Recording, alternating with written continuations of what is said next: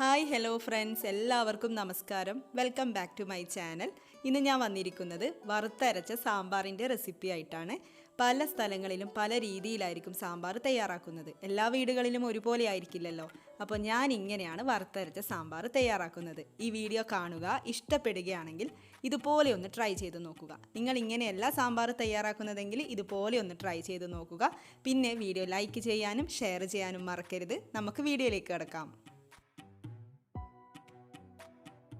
ആദ്യം പരിപ്പ് വേവിച്ചെടുക്കണം. ഞാനിവിടെ അര കപ്പ് പരിപ്പാണ് എടുത്തിട്ടുള്ളത്. നന്നായിട്ട് കഴുകിയിട്ട് 5-10 മിനിറ്റ് വെള്ളത്തിൽ കുതിർത്തെടുക്കണം. എന്നിട്ട് വെള്ളമൊക്കെ ഊറ്റിയതിന് ശേഷം കുക്കറിലേക്ക് മാറ്റാം. ഇനി ഇതിലേക്ക് വെള്ളം ഒഴിച്ചു കൊടുക്കണം. പരിപ്പ് വേവിച്ചെടുക്കാൻ ആവശ്യമുള്ളത്ര വെള്ളം ഒഴിച്ചു കൊടുക്കണം. പരിപ്പ് മുങ്ങത്തക്കവണ്ണം വെള്ളം ഒഴിച്ചു കൊടുക്കാം. പിന്നെ മഞ്ഞൾപ്പൊടി 1/4 ടീസ്പൂണൊക്കെ മഞ്ഞൾപ്പൊടി ചേർത്ത് കൊടുക്കാം. എന്നിട്ട് നമുക്കിത് അടച്ചു വെച്ച് വേവിച്ചെടുക്കാം. 2 വിസിൽ വരുന്നത് വരെയൊക്കെ മതിയാവും.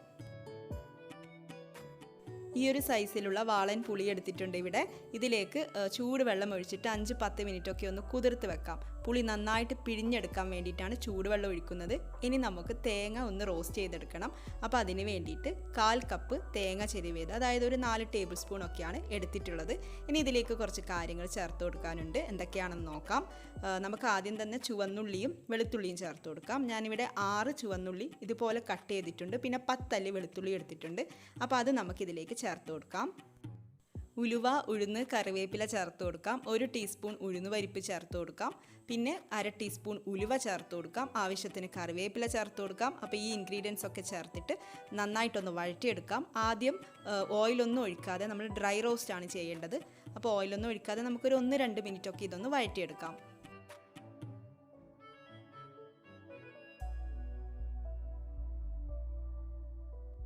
തേങ്ങയുടെ കളറൊക്കെ മാറിയിട്ടുണ്ട്. ഇനി നമുക്കിതിലേക്ക് ഓയിൽ ഒഴിച്ചു കൊടുക്കാം. വെളിച്ചെണ്ണയാണ് ഒഴിക്കേണ്ടത്. 2 ടീസ്പൂൺ വെളിച്ചെണ്ണ ഒഴിച്ചു കൊടുക്കാം. ചിലരൊക്കെ കുറച്ച് കൂടുതൽ ഓയിൽ ഒഴിച്ചിട്ടാണ് റോസ്റ്റ് ചെയ്യുന്നത്. ഞാനിവിടെ 2 ടീസ്പൂൺ മാത്രമേ ഒഴിക്കുന്നുള്ളൂ. എന്നിട്ട് നമുക്കിത് നന്നായിട്ട് റോസ്റ്റ് ചെയ്തെടുക്കണം. അപ്പോൾ തേങ്ങയുടെ കളർ മാറുന്നത് വരെ നന്നായിട്ട് ഇതുപോലെ വഴറ്റിയെടുക്കാം.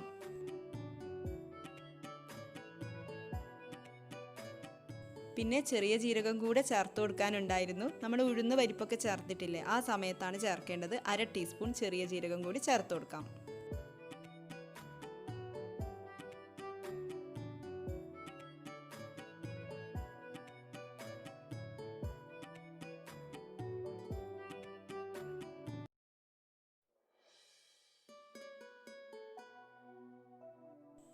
തേങ്ങ ഇവിടെ വറുത്തെടുത്തിട്ടുണ്ട്. ഇനി നമുക്ക് പൊടികൾ ചേർത്ത് കൊടുക്കണം. ഫ്ലെയിം ഓഫ് ചെയ്തതിന് ശേഷമാണ് ഞാനിവിടെ പൊടികൾ ചേർക്കുന്നത്. 1 ടീസ്പൂൺ കായം ചേർത്ത് കൊടുക്കാം. പിന്നെ മല്ലിപ്പൊടി ചേർത്ത് കൊടുക്കാം. 2 ടീസ്പൂൺ മല്ലിപ്പൊടി ചേർത്ത് കൊടുക്കാം. മുളക് പൊടി ചേർത്ത് കൊടുക്കാം. അതും 2 ടീസ്പൂൺ ചേർത്ത് കൊടുക്കാം. എന്നിട്ട് നന്നായിട്ട് വഴറ്റിയെടുക്കണം. ഈ ഒരു ചൂടിൽ പൊടികളൊക്കെ വറുത്തെടുക്കാം. അപ്പോൾ പൊടികളുടെ റോ സ്മെൽ മാറുന്നത് വരെ നന്നായിട്ട് വഴറ്റിയെടുക്കാം.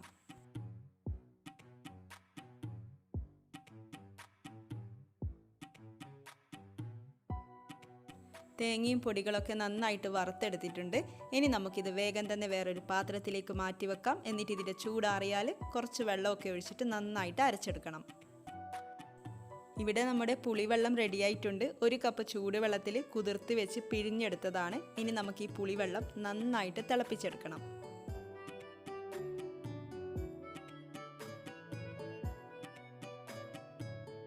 പുളിവെള്ളം തിളച്ച് തുടങ്ങുമ്പോൾ നമുക്ക് സാമ്പാറിലേക്ക് ആവശ്യമായിട്ടുള്ള വെജിറ്റബിൾസ് ചേർത്ത് കൊടുക്കാം. മുരിങ്ങക്കായ ചേർത്ത് കൊടുക്കാം. ഞാനിവിടെ 1 മുരിങ്ങക്കായാണ് ചേർക്കുന്നത്. ക്യാരറ്റ് ചേർത്ത് കൊടുക്കാം. 1 ക്യാരറ്റ് ചെറിയ കഷ്ണങ്ങളാക്കിയത് ചേർത്ത് കൊടുക്കാം. പിന്നെ വഴുതനങ്ങ 2 വഴുതനങ്ങ എടുത്തിട്ടുണ്ട്. അപ്പോൾ വഴുതനങ്ങ ചേർത്ത് കൊടുക്കാം. സവാള ചേർത്ത് കൊടുക്കണം. 1 സവാളയുടെ പകുതി മാത്രമേ ചേർക്കുന്നുള്ളൂ. അപ്പോൾ 1/2 സവാള ചേർത്ത് കൊടുക്കാം. പിന്നെ ഇതിലേക്ക് ആവശ്യമായിട്ടുള്ള പച്ചമുളകും ഇഞ്ചിയും ചേർത്ത് കൊടുക്കാം. 4 പച്ചമുളക് കഷ്ണങ്ങളാക്കിയത് ചേർത്ത് കൊടുക്കാം. 1 മീഡിയം സൈസിലുള്ള ഇഞ്ചി ചെറിയ ചെറിയ കഷ്ണങ്ങളാക്കിയത് ചേർത്ത് കൊടുക്കാം. എന്നിട്ടൊന്ന് നന്നായിട്ട് മിക്സ് ചെയ്ത് കൊടുക്കാം. അതിനുശേഷം ഈ വെജിറ്റബിൾസ് ഒക്കെ വെന്ത് കിട്ടാൻ ആവശ്യമായിട്ടുള്ള വെള്ളം ഒഴിച്ചു കൊടുക്കാം.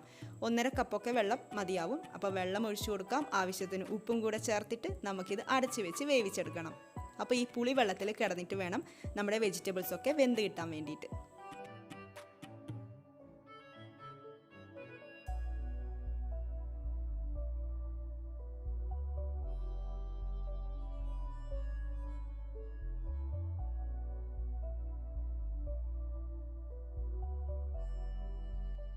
ഇടയ്ക്കൊന്ന് തുറന്ന് നോക്കണം. നമ്മുടെ വെജിറ്റബിൾസ് ഒക്കെ നന്നായിട്ട് വെന്തിട്ടുണ്ട്. ക്യാരറ്റ് ഒഴിച്ചിട്ട് ക്യാരറ്റ് കുറച്ചുകൂടി ഒന്ന് വെന്ത് കിട്ടാനുണ്ട്. ഇനി നമുക്ക് അടച്ചു വെക്കാതെ വേവിച്ചെടുക്കാം, തുറന്ന് വെച്ചുകൊണ്ട് വേവിച്ചെടുക്കാം. പിന്നെ ഞാനിവിടെ വെജിറ്റബിൾസിൻ്റെ ഒക്കെ ക്വാണ്ടിറ്റി കുറച്ചിട്ടാണുള്ളത്. കൂടുതൽ കഷ്ണങ്ങളൊക്കെ ആകുമ്പോൾ സാമ്പാർ നല്ല കട്ടിയായിരിക്കും, സാമ്പാറൊക്കെ നല്ല ലൂസായിരിക്കുന്നതല്ലേ നല്ലത്. അപ്പോൾ അതുകൊണ്ട് തന്നെ വെജിറ്റബിൾസ് ഒക്കെ കുറച്ചിട്ടാണ് ചേർത്തിട്ടുള്ളത്. വെജിറ്റബിൾസ് ഒക്കെ നന്നായിട്ട് വെന്ത് വന്നാൽ നമുക്കിനി ഇതിലേക്ക് നേരത്തെ വേവിച്ച് വെച്ചിരിക്കുന്ന പരിപ്പ് ചേർത്ത് കൊടുക്കാം. എന്നിട്ട് നന്നായിട്ട് മിക്സ് ചെയ്ത് കൊടുക്കാം. ഇനി ഇതിലേക്ക് മഞ്ഞൾപ്പൊടി ചേർത്ത് കൊടുക്കാം. 1/2 ടീസ്പൂൺ മഞ്ഞൾപ്പൊടി ചേർത്ത് കൊടുക്കാം. പിന്നെ തക്കാളിയും വെണ്ടക്കയും ചേർത്ത് കൊടുക്കാം. തക്കാളിയും വെണ്ടക്കയും നേരത്തെ ചേർത്ത് കഴിഞ്ഞാൽ നന്നായിട്ട് കുഴഞ്ഞു പോകും, അതുകൊണ്ടാണ് ഈ സമയത്ത് ചേർക്കുന്നത്. ഒരു വലിയ തക്കാളിയാണ് എടുത്തിട്ടുള്ളത്, ചെറുതൊക്കെ ആണെങ്കിൽ 2 എണ്ണം എടുക്കാം. പിന്നെ 4 വെണ്ടക്കയും. എന്നിട്ട് നമുക്കിത് നന്നായിട്ട് ഇനി ഇതിലേക്ക് തേങ്ങ വറുത്തരച്ചത് ചേർത്ത് കൊടുക്കാം. നല്ല കുഴമ്പ് രൂപത്തിൽ അരച്ചെടുത്തിട്ടുണ്ട്. വെള്ളം വളരെ കുറച്ച് ചേർത്തിട്ടാണ് ഞാനിവിടെ അരച്ചെടുത്തിട്ടുള്ളത്. അപ്പോൾ നമുക്ക് തേങ്ങ ചേർത്ത് കൊടുക്കാം. എന്നിട്ട് ആവശ്യത്തിന് വെള്ളം ഒഴിച്ചു കൊടുക്കണം. ഇതിലേക്ക് ചൂടുവെള്ളം തന്നെ ഒഴിച്ചു കൊടുക്കണം, തണുത്ത വെള്ളം ഒഴിക്കാൻ പാടില്ല. ഞാനിവിടെ 2 കപ്പ് ചൂടുവെള്ളം ഒഴിച്ചു കൊടുക്കുകയാണ്. നന്നായിട്ട് ഇളക്കി യോജിപ്പിക്കാം. ഉപ്പൊക്കെ ആവശ്യമെങ്കിൽ ചേർത്ത് കൊടുക്കാം. എന്നിട്ട് നമുക്കിത് അടച്ച് വെച്ച് വീണ്ടും വേവിച്ചെടുക്കണം. സാമ്പാർ നന്നായിട്ട് തിളപ്പിച്ചെടുക്കണം.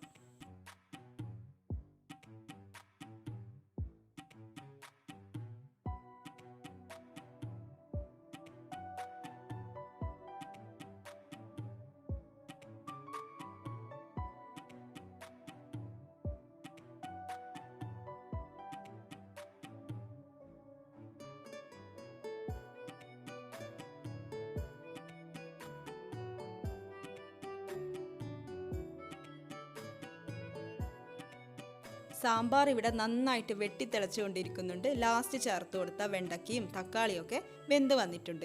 ഇനി നമുക്കിതിലേക്ക് ഒരു കാര്യം കൂടെ ചേർത്ത് കൊടുക്കാനുണ്ട്, മല്ലിയില. അപ്പോൾ ഇനി നമുക്ക് ആവശ്യത്തിന് മല്ലിയില ചേർത്ത് കൊടുക്കാം. എന്നിട്ട് നന്നായിട്ട് ഇളക്കി യോജിപ്പിക്കാം. എന്നിട്ട് നമുക്കിത് മാറ്റി വെക്കാം. ലാസ്റ്റ് പരിപാടി എന്താണെന്ന് വെച്ചാൽ കടുക് വറുത്തിടലാണ്. അപ്പോൾ ഞാനിവിടെ ഒരു പാനിലേക്ക് 2 ടേബിൾ സ്പൂൺ വെളിച്ചെണ്ണ ഒഴിച്ചു കൊടുക്കുന്നുണ്ട്. വെളിച്ചെണ്ണ ചൂടായിട്ട് വരുമ്പോൾ അതിലേക്ക് കടുക് ചേർത്ത് കൊടുക്കാം. 1 ടീസ്പൂൺ കടുക് ചേർത്ത് കൊടുക്കാം. കടുക് ഒന്ന് പൊട്ടി വരുമ്പോൾ അതിലേക്ക് വറ്റൽമുളകും കറിവേപ്പിലയും ചേർത്ത് കൊടുക്കാം. 2 വറ്റൽമുളകും ആവശ്യത്തിന് കറിവേപ്പിലയും ചേർത്ത് കൊടുക്കാം. പിന്നെ ഒരു 1/4 ടീസ്പൂൺ ഉലുവ കൂടെ ചേർത്ത് കൊടുക്കുന്നുണ്ട്. എന്നിട്ട് നമുക്കിതൊക്കെ കൂടെ നന്നായിട്ട് ഫ്ലെയിം ഓഫ് ചെയ്യുന്നതിന് തൊട്ട് മുന്നേ നമുക്കിതിലേക്ക് കായം ചേർത്ത് കൊടുക്കാം. കായത്തിൻ്റെ ഫ്ലേവർ ഇഷ്ടമാണെങ്കിൽ 1/2 ടീസ്പൂണൊക്കെ ചേർത്ത് കൊടുത്തോളൂ. എന്നിട്ട് നമുക്കിത് സാമ്പാറിലേക്ക് ഒഴിച്ചു കൊടുക്കാം. നന്നായിട്ട് മിക്സ് ചെയ്ത് കൊടുക്കാം. അപ്പോൾ ഇത്രയേ ഉള്ളൂ, നമ്മുടെ വറുത്തരച്ച നാടൻ സാമ്പാർ ഇവിടെ റെഡി ആയിട്ടുണ്ട്. നമുക്കിത് ഒന്ന് അടച്ച് വെക്കണം, ഒരു 10 മിനിറ്റൊക്കെ അടച്ച് വെക്കാം.